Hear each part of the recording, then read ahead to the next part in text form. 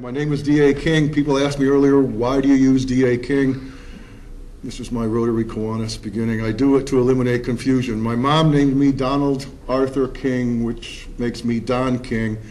I don't want anybody to think the very famous boxing promoter has gone totally bald.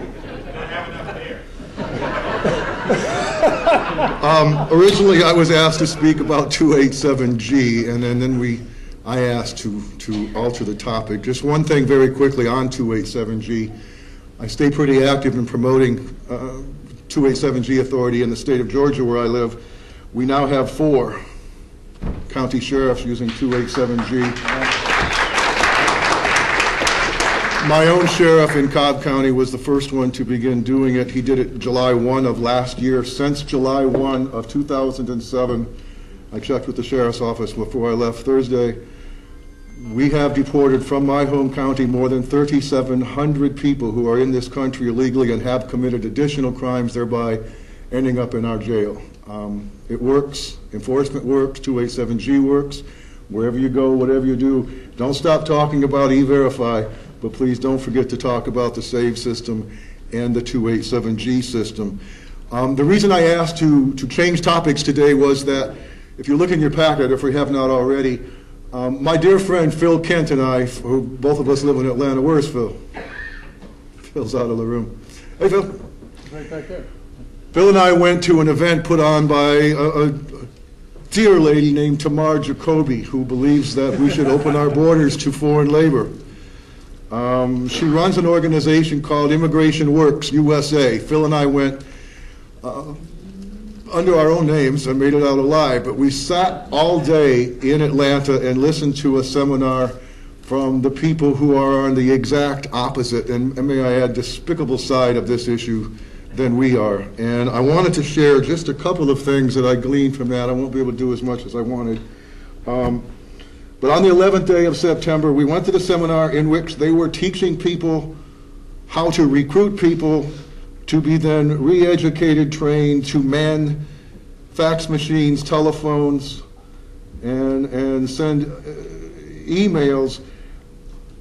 If imitation is in fact the most sincere form of flattery, I want to tell my friend Roy Beck that this was a veritable love-hate fest for Numbers USA and FAIR, because these people want to do exactly what we have done and what Roy has done with Numbers.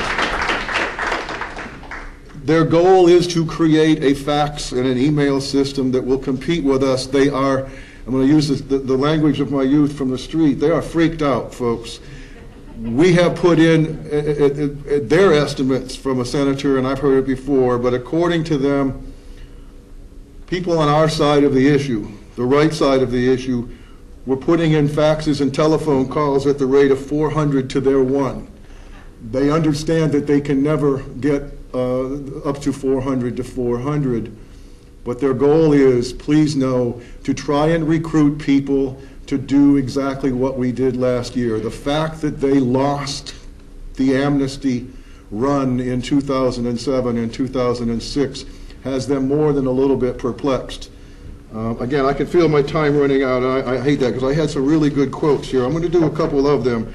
On the 11th day of September, when Phil and I went to this meeting, living in Georgia, there was no beginning Pledge of Allegiance to the flag of the United States. We just do not do that in Georgia. But more than that, it was September the 11th. It was fully 45 minutes into the meeting before the third speaker remembered to mention the horror of that morning and the Americans and everybody else who was lost. Something I found very interesting, Tamar Jacoby sat in the very front row of a room very much like this in the Airport Marriott in Atlanta. Each time she would go from her front row chair to the podium, whether it was to introduce someone or to speak, I found it quite interesting that she put her purse over her shoulder and held it very closely and stored it under the table and then under the podium and took it back and forth. I don't know who she didn't trust in there, but I was sitting way in the back. Here's a couple of quotes. We were told in this room by the other side that it was, and I quote, a small but vocal minority of people on the wrong side who stopped last year's comprehensive immigration reform and that the entire system needs an overhaul. Now, this is nothing that none of us haven't heard before, but in the process of them telling each other that the majority of the United States of America paying attention is a small but vocal minority, they kept wondering out loud, if they were able to build this fax and email system, how would they then find the people to actually send the faxes and the emails? I love this. She was big on the military terms. They want to build an army, and I quote again, like numbers and fair. We were told quite clearly that there were legislators, and I have to say it the way they said, there's legislators on our side. This is the other side saying that. And their quote was, and their reaffirmation to everybody in the room was, don't worry, there's legislators on our side, but we have to do something to support them. We have to make it safe for them to be on our side. This is too funny. If we could vote on a desert island, they would vote yes. Or if they could vote away from cameras, they would vote yes, and we will win. But we can't, so we have to make it safe for them. The other line was, I see Phil back there nodding, they wanted to make it safe for legislators to vote yes on amnesty in committee. And Phil and I turned to each other at the exact same instant and reminded each other that maybe nobody remembers, but last year the McCain-Kennedy amnesty bill didn't see that many committee meetings.